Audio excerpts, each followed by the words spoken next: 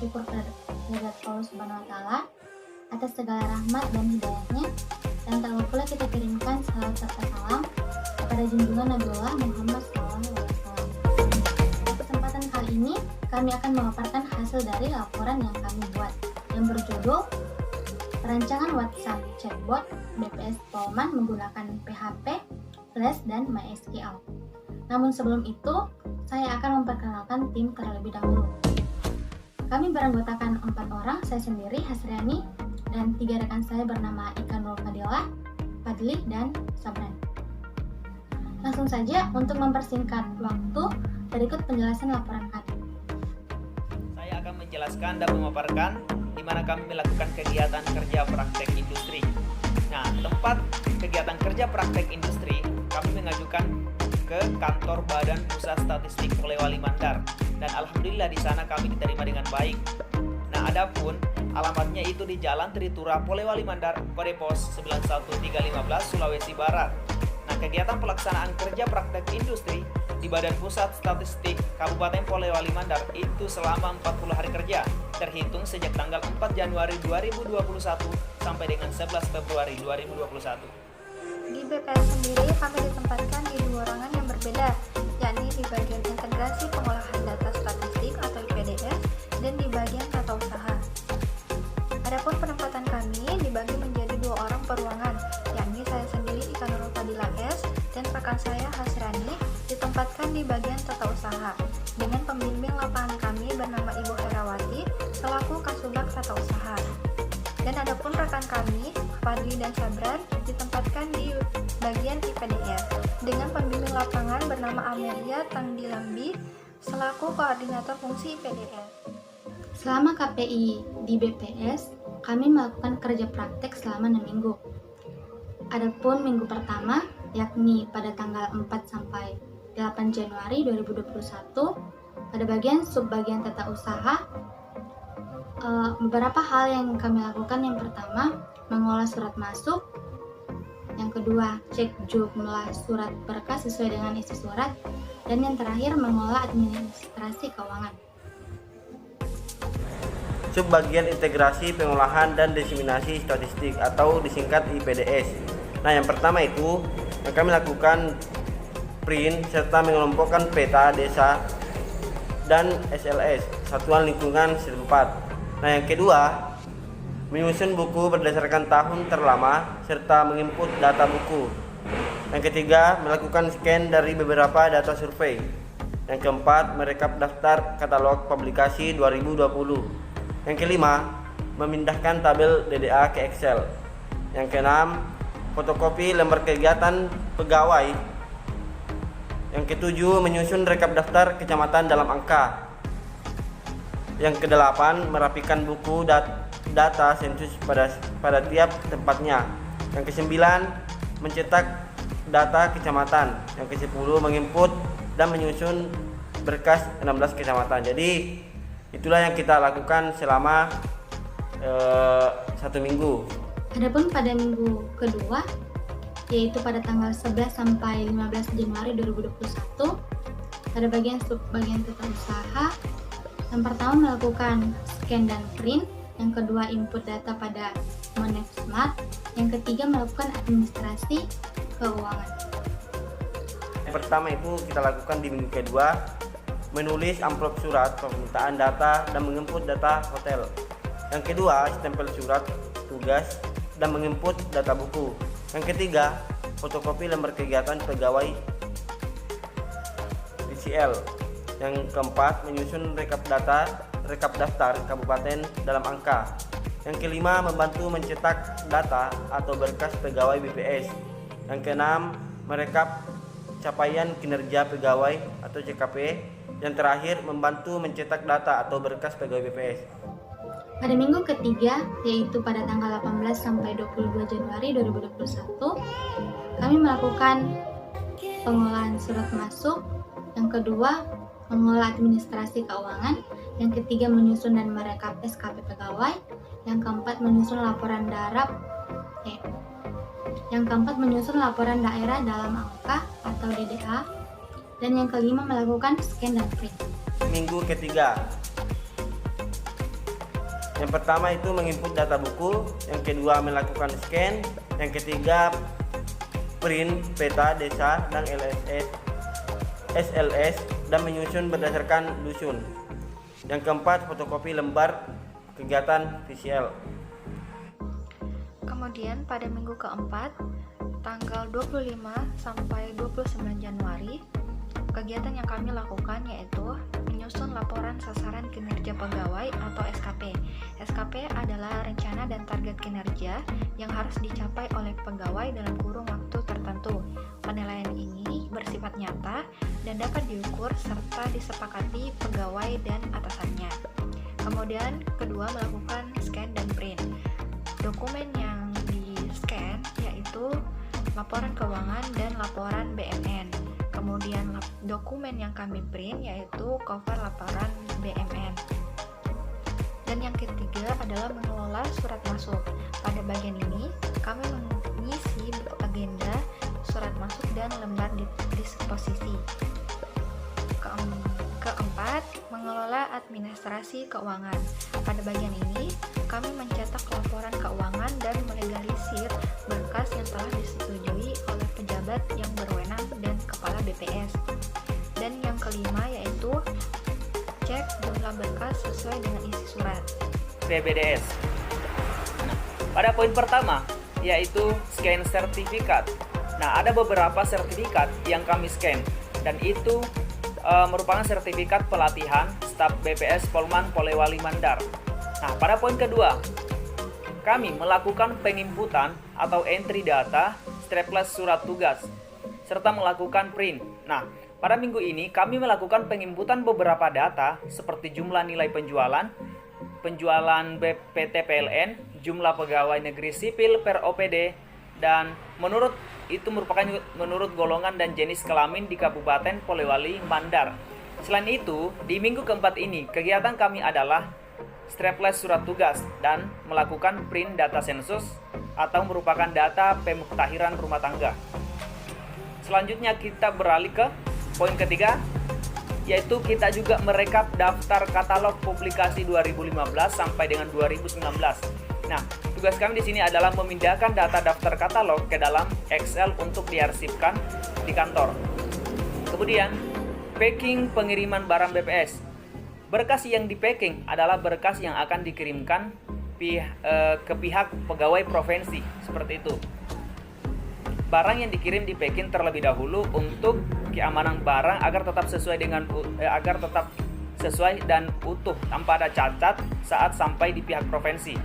Kemudian pada poin ke-5, kami mengecek dan merapikan sensus barang BPS. Nah, pada tahap ini kami melakukan cek barang yang ingin diganti dan mendata barang tersebut. Nah, next, kita juga membuat laporan realisasi pendapatan. Pada tahap ini kami juga menyatukan beberapa berkas realisasi pendapatan per kecamatan, lalu membuatnya sebagai laporan.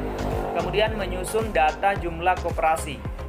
Selanjutnya, kita juga mengantar surat ke kantor transmigrasi dan pertanian. Surat yang kami antar itu berupa surat yang mereka butuhkan dari BPS, lalu kami mengambil juga beberapa data yang dibutuhkan oleh BPS. Kemudian lanjut pada minggu kelima yaitu tanggal 1 Februari sampai 5 Februari. Kegiatan yang kami lakukan yaitu kembali menyusun laporan sasaran kinerja pegawai yang belum selesai pada minggu-minggu sebelumnya. Kemudian melakukan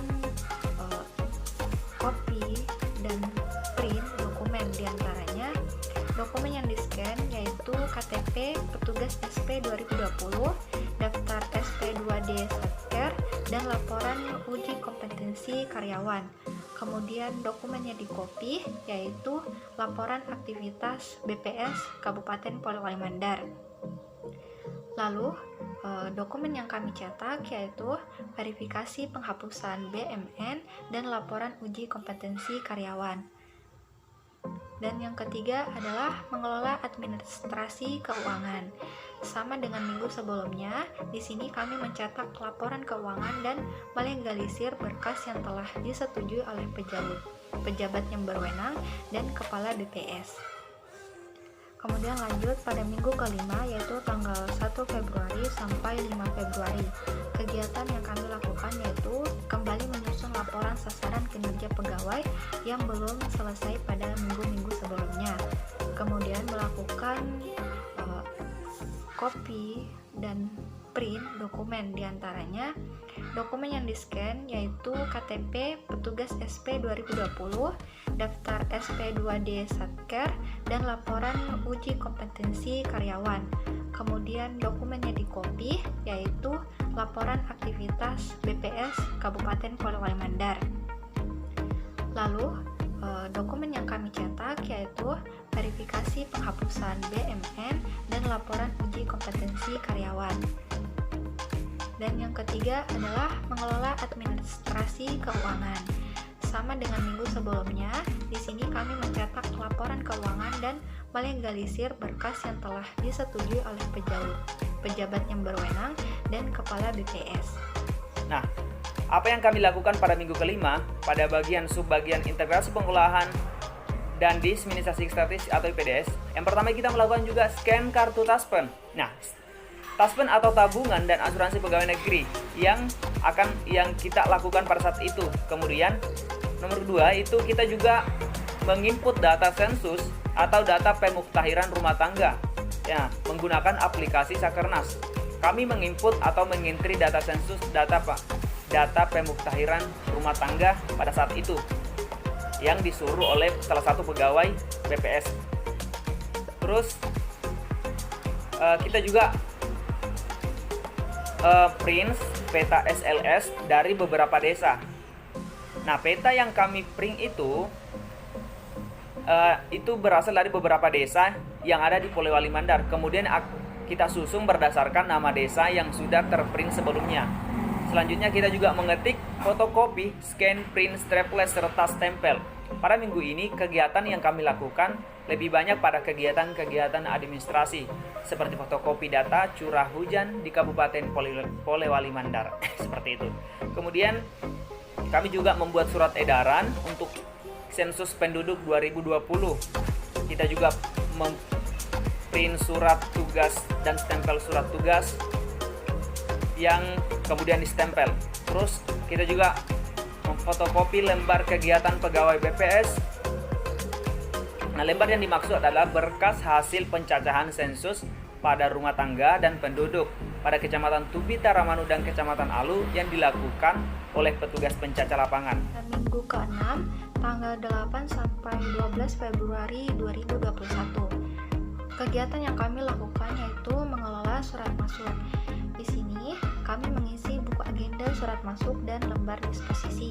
Kemudian melakukan scan dan copy dokumen, yaitu dokumen yang kami scan yaitu KTP petugas SP 2020, daftar SP2D Satker, dan daftar berbahan data pegawai dan surat perintah. Kemudian dokumen yang di-print diantaranya adalah laporan pemindahan PNS dan surat keterangan penghentian pembayaran atau SKPP. Dan yang keempat adalah menyusun file pendataan Sakernas. Nah, itu dia laporan kegiatan praktek kerja industri pada bagian tata usaha selama 6 minggu. Tugas pencacah lapangan. Selanjutnya, kita beralih ke minggu ke-6, hasil dan pembahasan dari subbagian integrasi pengelolaan dan diseminisasi statistik atau IPDS. Yang pertama, kita melakukan scan, print, dan entry data. Di mana pada minggu terakhir ini, kegiatan yang kami lakukan adalah diantaranya scan tanda terima bahan dan ATK petugas pelatihan survei sosial ekonomi nasional gelombang pertama. Kemudian kita melakukan juga pengumuman lelang daftar nama peserta pelatihan Susernas Maret 2020 dan laporan pelaksanaan pelatihan petugas Senses Maret 2020 Kabupaten Polewali Mandar. Kemudian kita juga memilih buku sensus penduduk kecamatan. Nah, di mana kita memilah data yang sudah siap dicek oleh pegawai BPS terus data yang dipilih diantaranya dari Kecamatan Wonomulyo dan Mapili. Kemudian kita mencetak amplop besar BPS, data publikasi cetak. Dalam pekerjaan itu, kita terlebih dahulu membuat isi dan amplop tersebut, terus mencetaknya, kemudian kita serahkan ke bagian TU untuk distempel di bagian amplopnya. Nah, kemudian kita ambil kembali untuk diserahkan di bagian IPDS. Kemudian kita juga melakukan packing pengiriman publikasi cetak, di mana barangnya berupa data dalam bentuk buku dan amplop besar yang dikemas dengan rapi. Semuanya di-packing dalam tempat yang dapat memuat semua barang dan dikemas dengan rapi agar tetap aman dalam pengiriman. Selanjutnya kita juga mencatat dan mengecek lokasi BMN dalam ruangan sensus barang. Dalam pekerjaan ini, saya dan salah satu pegawai BPS mengecek setiap barang pada setiap ruangan yang ada pada kantor.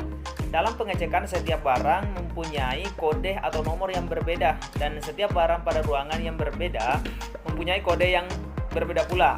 Nah, dan harus sesuai pada tempatnya. Dan pengecekan apakah dan dalam pengecekan itu apakah ada barang yang rusak atau hilang pada hari itu atau tidak. Kemudian kita mengecek peningkatan pada data luas daerah dan jumlah pulau menurut kecamatan di Kabupaten Polewali Mandar. Pada pekerjaan ini kita mengecek seberapa jauh peningkatan perbandingan dari dua data tersebut, kemudian diberikan tanda warna yang berbeda dari kolom sebagai pembeda. Perbandingan peningkatan mana yang jauh perbedaannya dan tidak. Jadi setelah 6 minggu terakhir ini, kami menyimpulkan bahwa fungsi IPBDS dan fungsi tata usaha adalah sebagai berikut. Tata usaha yakni mengelola syarat masuk, dan fungsi IPDS yakni melakukan pelayanan pemberian informasi. Jadi, untuk meningkatkan pelayanan kebutuhan informasi BPS khususnya, BPS Kabupaten Polewali Mandar telah menyediakan sarana media informasi yang berbasis website dan juga sosial media seperti Facebook dan Instagram kepada warga atau khalayak umum Indonesia. Dengan mengimplementasikan aplikasi internet messaging dari WhatsApp, khalayak umum bisa lebih mendapatkan informasi yang lebih mudah. Namun, pada aplikasi WhatsApp tersebut masih kurang efektif penggunaannya. Karena jika ada pesan yang masuk, admin membalas pesan tersebut secara manual. Sehingga dengan masalah tersebut kami mencarikan solusi agar pengaplikasiannya itu lebih efektif dan mudah. WhatsApp menyediakan API yaitu WhatsApp Business. Teman dapat menggunakan API ini untuk mengembangkan chatbot.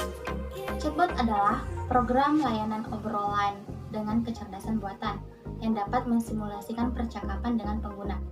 Dengan ini, pengguna dapat menggunakan fungsi layanan ini dengan mengirimkan pesan ke bot dalam bentuk perintah.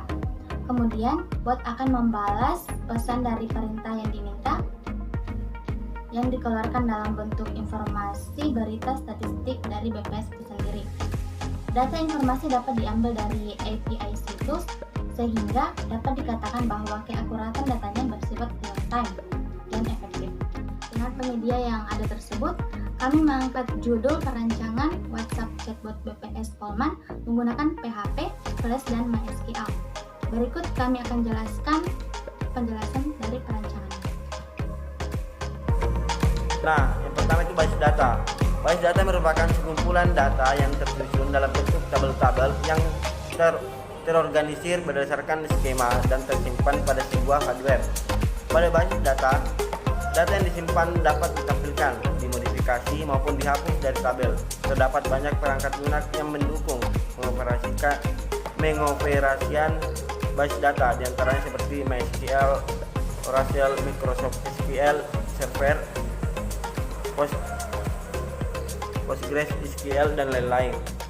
Adapun skema tabel yang sudah kami rancang bisa dilihat di sini. Terdapat tabel WhatsApp pengambilan kecamatan yang terdiri dari 3 field, yaitu ID, dibuatnya kapan, dan diupdate-nya kapan. Dan juga WhatsApp pengambilan kabupaten terdiri dari 3 field, yaitu ID, dibuatnya kapan, dan diupdate-nya kapan. Selain itu, kami juga membuat 2 tabel. Tabel ini berfungsi sebagai tempat pemberian jawaban atau balasan informasi kepada user ketika user mencari data terkait kecamatan dan juga kabupaten. Tabel ini yaitu WhatsApp kecamatan dan WhatsApp kabupaten. WhatsApp kecamatan terdiri dari field ID, luas wilayah, penduduk, kepadatan, kelurahan, dibuatnya kapan, dan diupdate-nya kapan. Dan juga pada WhatsApp bot kabupaten terdiri dari ID, luas wilayah, penduduk, kepadatan, kelurahan, kecamatan, dibuatnya kapan dan diupdate-nya kapan.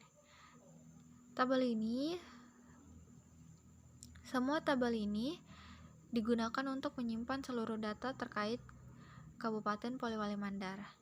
Di lain sisi, terdapat juga tabel untuk menyimpan data setiap kecamatan, yakni pada tabel pengambilan kecamatan dan detail pengambilan kecamatan. Nah, adapun arsitektur sistem bot. Arsitektur dari sistem bot yang dibuat adalah proses pengiriman request oleh pengguna melalui pegawainya yang sudah terinstall aplikasi WhatsApp. Request tersebut yang merupakan pesan melalui aplikasi WhatsApp kemudian diteruskan menuju Twilio sebagai perusahaan yang memiliki kontrak dengan Facebook untuk menyediakan aplikasi WhatsApp yang legal. Selanjutnya, pesan akan diteruskan ke server aplikasi atau bisa disebut hosting. Pada server aplikasi akan dilakukan pemrosesan pesan dan jika pesan tersebut valid, maka akan dilakukan request data ke basis data dan akan dikembalikan sesuai dengan data yang diminta. Baik, selanjutnya saya akan menjelaskan arsitektur sistem pengambilan data, di mana agar memudahkan pembaca untuk memahami rangkaian prosesnya, kita dapat melihat seperti pada gambar pada slide ini. Nah, untuk mendapatkan pembaharuan data secara berkala dan real time, data yang didapatkan akan diproses pada server aplikasi untuk selanjutnya dimasukkan ke dalam basis data atau melakukan pembaharuan data yang sudah ada di dalam basis data. Selanjutnya saya akan menjelaskan alur pengambilan data. Cara kerja langkah-langkah demi langkah itu kita bisa dapat lihat di gambar slide di samping, di mana sistem akan mengambil data dari basis data baik data kabupaten maupun data kecamatan. Nah, kemudian sistem akan melakukan pengambilan data dari API. Nah, terus data tersebut akan disimpan untuk melakukan pemasukan data baru ke basis data atau ataupun melakukan pembaharuan data yang sudah ada dalam basis data. Oleh karena itu, selanjutnya akan dicek apakah data yang sebelumnya diambil bernilai kosong atau nol. Jika nilainya bernilai kosong atau bernilai nol, maka akan dimasukkan data dari API ke dalam basis data. Sedangkan jika data tersebut sudah ada, maka akan dicek kembali apakah data tersebut sudah paling terakhir atau terbaru. Jika belum, maka sistem akan memperbaharui data yang ada dalam basis data. Seperti itu. Kemudian yang kelima adalah alur sistem. Alur dari sistem ini ada pada server aplikasi, yaitu dengan dimulainya sistem mengecek apakah ada pesan masuk atau tidak. Jika ada pesan, maka sistem kembali mengecek apakah pesan tersebut valid atau tidak. Yang mana dimaksud dengan pesan valid ini seperti /hello yang akan lebih dijelaskan di alur bot. Nah, jika pesan tersebut valid, sistem akan mengirimkan balasan sesuai perintah. Dan jika pesan tersebut tidak valid, maka sistem mengirimkan pesan error atau pemberitahuan bahwa pesan tersebut tidak tersedia pada sistem kami. Kemudian alur bot. Nah, alur bot di sini dimulai dengan pertama mengecek apakah ada pesan. Kemudian bot mengecek apakah pesan tersebut diawali dengan karakter flash. Jika tidak, maka prosesnya selesai. Kemudian jika iya, apakah user ini mengirimkan pesan /hello atau /cari atau /help dan atau /tanya admin.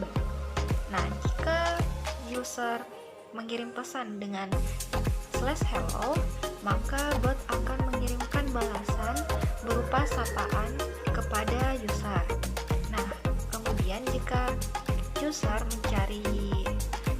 mengetik /cari nama kecamatan, maka bot akan mengecek apakah kecamatan tersebut tersedia tersedia. Jika tidak, bot akan mengirimkan balasan berupa kecamatan itu tidak ditemukan. Kemudian, jika kecamatan tersebut ditemukan, maka bot akan memberikan informasi statistik terkait dengan kecamatan yang bersifat skala. Kemudian, jika user mengetik /cari nama kabupaten dan kemudian bot akan mengecek apakah kabupaten tersebut tersedia. Jadi sama dengan cari kecamatan, bot akan mengecek terlebih dahulu apakah kabupaten itu tersedia atau tidak. Kemudian jika tidak, maka balasan bot akan membalas kecamatan tersebut tidak ditemukan. Jika iya, bot akan memberikan balasan berupa informasi statistik skala kabupaten. Kemudian pada fitur help di sini user ketika mengirim pesan /help, maka bot akan memberikan balasan berupa petunjuk penggunaan bot tersebut. Kemudian jika user memilih fitur /tanya admin, maka bot akan memberikan balasan untuk memasukkan pertanyaan kepada user. Kemudian jika user sudah mengirimkan pertanyaannya, maka tinggal tunggu admin untuk membalas pertanyaan tersebut secara manual. Nah, itu dia alur sistem dan alur bot pada rancangan kami. Selanjutnya masuk ke rancangan storyboard. Nah, jadi bisa dilihat perancangan storyboard yang kami buat kurang lebih seperti ini, yang dimana ada perintah halo dan help. Perintah halo sendiri digunakan untuk memberikan sapaan yang berupa perkenalan dari bot itu sendiri, serta menginstruksikan untuk mengirim perintah help, di mana perintah help ini sendiri digunakan untuk mendapatkan petunjuk pengguna bot berupa daftar perintah yang valid.